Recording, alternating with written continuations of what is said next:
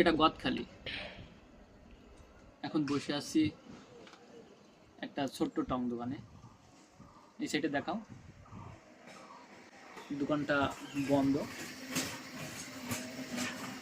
একেবারে জনশূন্য অবস্থা। ভাবছেন সত্যি কি গদখালি? হ্যাঁ, ঠিক ভর দুপুর, বাইরে সূর্যের তাপ, প্রচুর তাপ। সব থেকে বড় যে বিষয়টা, এখন ফুলের আনসিজন, কৃষক ব্যস্ত তার কৃষিকর্মে, কারণ সামনে মৌসুমে আপনাদেরকে তারা চমৎকার একটি ফুলের বাগান, ফুলের স্বর্গ উপহার দিতে প্রচুর পরিমাণে ঘাম ঝরাচ্ছে।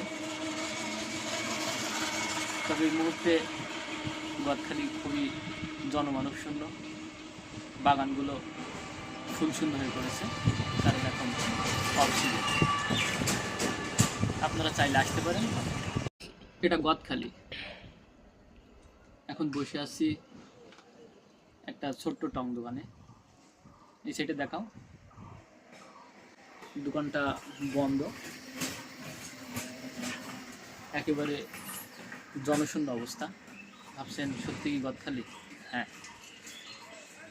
ঠিক ভর দুপুর, বাইরে সূর্যের তাপ, প্রচুর তাপ। সব থেকে বড় যে বিষয়টা, এখন ফুলের আনসিজন, কৃষক ব্যস্ত তার কৃষিকর্মে, কারণ সামনে মৌসুমে আপনাদেরকে তারা চমৎকার একটি ফুলের বাগান, ফুলের স্বর্গ উপহার দিতে প্রচুর পরিমাণে ঘাম ঝরাচ্ছে। তবে এই মুহূর্তে গদখালি খুবই জনমানব শূন্য, বাগানগুলো ফুলশূন্য হয়ে পড়েছে, কারণ এখন অক্সিজেন। আপনারা চাইলে আসতে পারেন।